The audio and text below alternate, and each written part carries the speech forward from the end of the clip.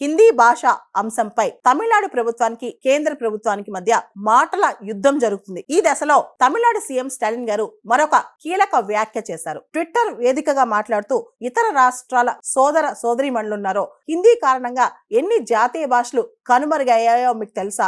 ముఖ్యంగా 100 ఏళ్ల ఉత్తర భారతదేశ చరిత్రలో 25 భాషలు పూర్తిగా కనుమరుగైపోయాయి. ముఖ్యంగా భోజ్పురి, మైథిలి, బుందేలి, గర్వాలి, కుమావోని, మగాహి, మార్వారి, మాల్వి, ఛత్తీస్గరి, సంతాలి, అంజిక ఇలా అనేక భాషలు మనుగడ కోసం ఎదురు చూస్తున్నాయి. ఉత్తరప్రదేశ్, బీహార్లు హిందీ రాష్ట్రాలు కావు. వారి అసలు భాషలు పూర్తిగా కనుమరుగైపోయాయి. తమిళనాడుకు అలాంటి పరిస్థితి రాకూడదు అనుకుంటాం. మేము తమిళ్ను కాపాడాలనుకుంటాం. అందుకే తమిళ భాష పైన దాడుల్ని మేము ప్రతిఘటిస్తున్నాం. తమిళ భాష పైన ఎవరు దాడి చేసినా మేము ఊరుకోమని చెప్పి తమిళనాడు సీఎం స్టాలిన్ గారు వ్యాఖ్యానించారు. నేషనల్ ఎడ్యుకేషన్ పాలసీలో భాగమైన త్రిభాషా సూత్రంలో భాగంగా దేశవ్యాప్తంగా విద్యార్థులు హిందీ, ఇంగ్లీష్ మరియు ఒక స్థానిక భాష నేర్చుకోవాలని చెప్పి కేంద్ర ప్రభుత్వం చెబుతుంది. అయితే తాము మాత్రం తమిళనాడులో ద్విభాషా సూత్రానికే కట్టుబడి ఉంటామని చెప్పి హిందీని బలవంతంగా మాపై రుద్దితే మేము ఒప్పుకోమని చెప్పి కూడా తమిళనాడు ప్రభుత్వం స్పష్టం చేస్తోంది. తమిళ భాషకు, ప్రజలకు, రాష్ట్రానికి నష్టం కలిగే చర్యలు ఏ విధంగానూ ఆహ్వానించబోమని చెప్పి దాన్ని తిరస్కరిస్తామని చెప్పి స్టాలిన్ పేర్కొంటున్నారు.